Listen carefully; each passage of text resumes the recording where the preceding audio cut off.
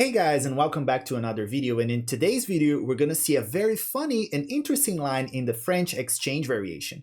This is a very interesting line for black in the French exchange, which is famous to be very boring and drawish, but you're going to make it very interesting, maybe winning right on the spot. But before we begin, please check if you are subscribed to the channel yet, and if you're not, click the subscribe button down below and subscribe for more videos like this one. We all know that the French exchange is famous to be very drawish and boring, so if your opponent plays e4 and you go for the French, like I usually do, and they take your pawn, you're not just gonna take it back and play that boring line where you develop the knight, bishop, castle, and it's very drawish, it's very symmetrical, there are no imbalances at all. What you're gonna do here is surprise your opponents with a very, let's say, dubious line, but it's very interesting to play, especially in blitz games or bullet games. You're going to take back the pawn with the queen. And believe me, guys, 99% of the time, you're going to see your opponents playing this move, knight to c3, because it's going to develop a piece with tempo. That's what they tell you. But what you're going to do here is you're going to develop your bishop, pinning this knight. So this knight cannot take your queen. It is absolutely pinned to the king, so it is impossible for white to take your queen right here. So the first instinct of white, as they see that they can't take your queen, is to break the pin.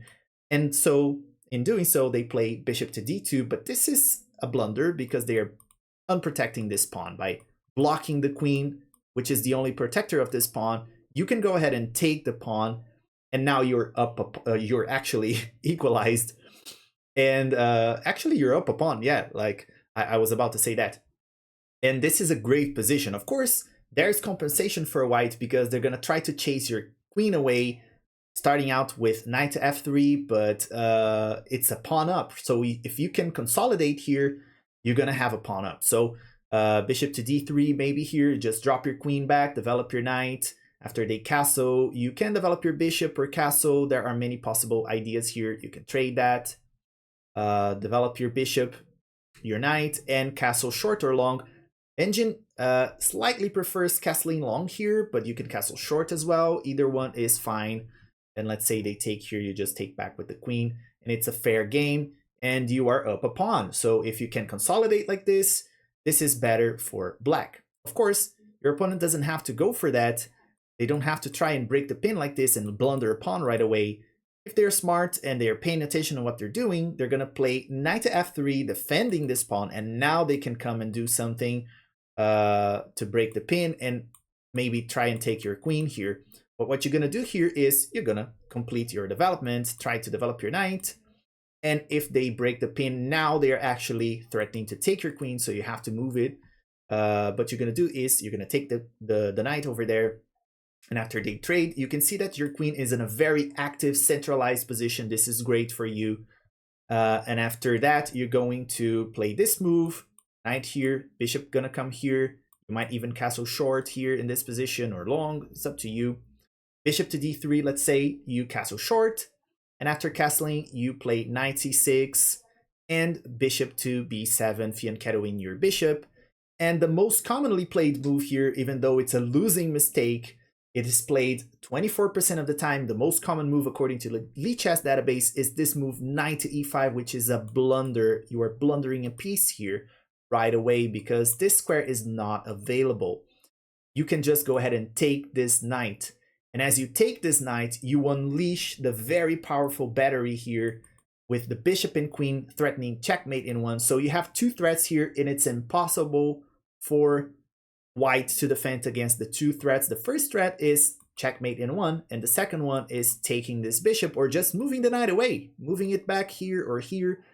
You just took a knight. Don't forget about that. They have to recapture this. The first instinct here is to just recapture, right?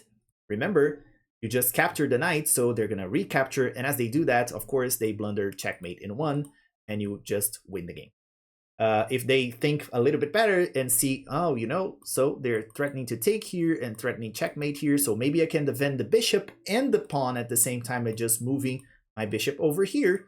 And if they do that, this is actually pretty bad for them because you just move your knight away. You just took a knight and move away, so you are up a piece, right? they failed to take the piece back. So this is not a really good move. Actually, there are no good moves here. So if they try and do this to protect against the mate, you just move your knight away or take this knight, this pawn, this bishop, sorry, say every piece besides the right one. So you just maybe trade here because you're up a piece anyway, so trading is good for you. And that's it, you're good to go, right? It's a really nice idea for you here. So these moves are not really good. Another move that they might try to go for is this one, try to put the bishop, you know, in between. But here, what you can do is just take that bishop anyway, and after they, let's say, take your knight, you can take the other bishop, and after this series of exchanges, you trade queen, you take back with your knight, because remember, the knight was being attacked here, so you take back not with the bishop, but with the knight, so you save your knight. And if you look at this position, you are up not more than 2 pieces, right? This is just great for you, and you're, of course, going to win this game. So that's why I like playing this very crazy move that a lot of people are not expecting, taking back with the queen. Of course, you're going to see this move 99% of the time, believe me, and you just pin the knight, expecting for your opponent to blunder a pawn, or maybe you can go for this very interesting idea right here, where they develop and you keep developing your pieces as well. Okay, so guys, if you like this video, if you like this very fun line, sideline to play as a French defense player, I like playing this sometimes. If you like this, please don't forget to leave a like and a comment down below. And as always, I see you guys in the next video.